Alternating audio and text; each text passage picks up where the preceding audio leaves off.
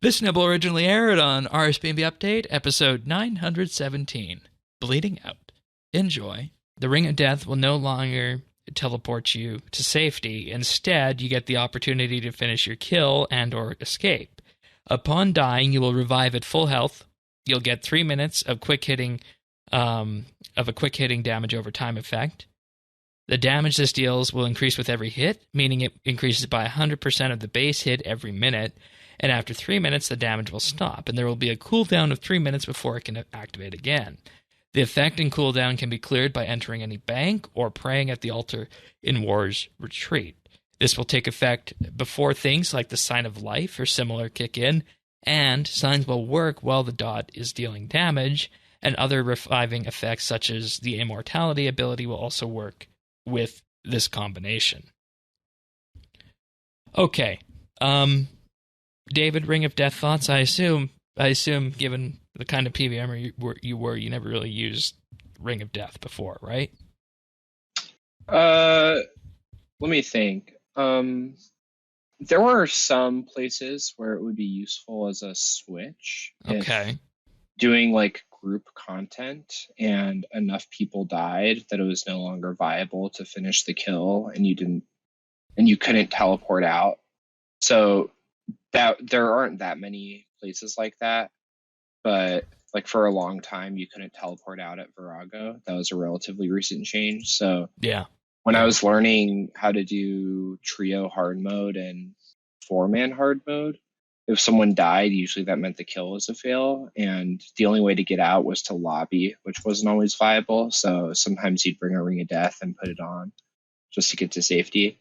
I use a Ring of Death for some stuff now, though, just because it's relatively high bonuses. If my Reaver's Ring doesn't work at a boss because accuracy is off, then I'll use a Ring of Death usually, just because on my Iron Man that's my best option. Right. I don't have any of the other rings from Dagonoth Kings. Fair. And it's worth noting that if you remove the ring, the bleed immediately triples in size, so you can't get away from it. And then there are just some weird edge cases with this. In particular, if you get eaten at Yankomaru, if you're the poison tank or you're catching double, that will clear the Ring of Death bleed effect. Also, hard transitions at places like Virago, Telos Phase 4 to 5, you said, Araxor versus Araxi, those completely wipe the bleed.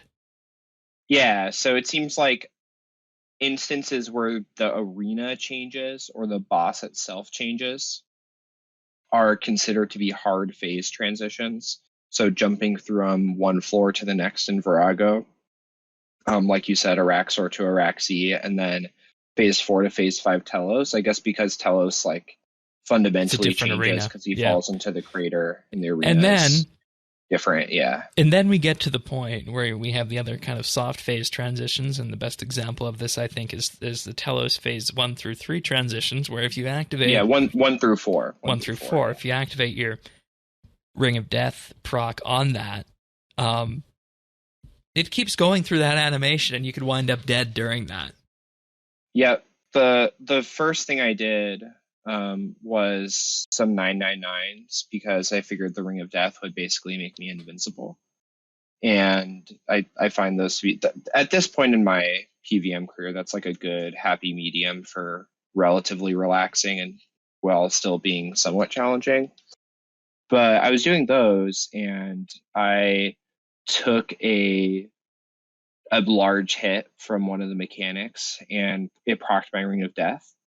And then I took a little bit more damage, and then the phase transition. So I was at maybe 4K health when the transition happened. And the bleed continued during the transition. And you obviously don't have access to your interfaces, so you can't eat during that transition. And as soon as I spawned on Phase 3, I was already dead because the bleed effect had killed me during the animation for the transition, and I couldn't heal from it. So if a sign had procced instead of the ring, I would have lived. But because it was the ring that procced, I just died. The thing I think we want to highlight on this is that it should be consistent. Either remove the bleed on all these transitions or don't. And I'm going to leave that to people on the Combat Council to decide which way to go on that, or maybe this is the way it's designed. I don't know. I haven't heard anything either way on that. I think that'd be an interesting conversation to have on this, or to hear about at least. But if I was deciding which way to go, I'd say just clear the bleed, since we're already doing that on some of these transitions. Yeah, I mean, for some things they would have to. Like if you got cleaved at Araxor on phase 3 and took a little bit of damage, the amount of time that you go from phase 3 to phase 4 takes so long that you would die every single time if they didn't remove you would always die. So I think that if it is going to be consistent, it has to be remove always.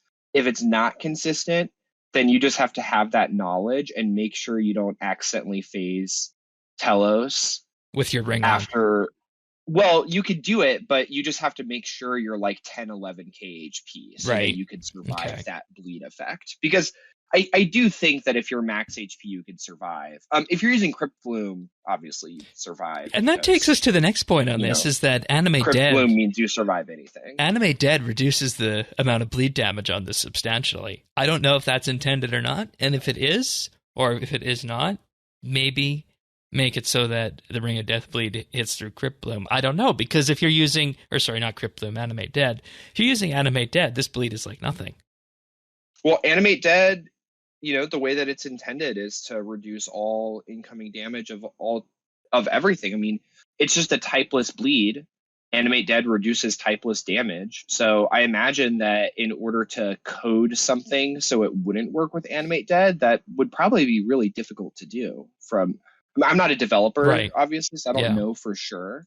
But given that every other instance of typeless damage in the game it does work for, I'm not really sure what it would look like to create a unique exception to that. I don't know. Maybe you have an idea of what that would look like. No, I don't know. I don't know what RuneScript looks like on that, so I wouldn't know what that would be. But once again, Animate Dead, very strong. And then... Oh, yeah, incredible. Just for context sake, if you weren't using Animate Dead, you'd basically need to eat through an entire yak full of sailfish to survive the bleed. That's how much damage we're talking about with this. You can find full episodes of RSBANDB Update right here on this channel, or on our website at update.show. If you found this video useful, or just enjoyed it, like and subscribe.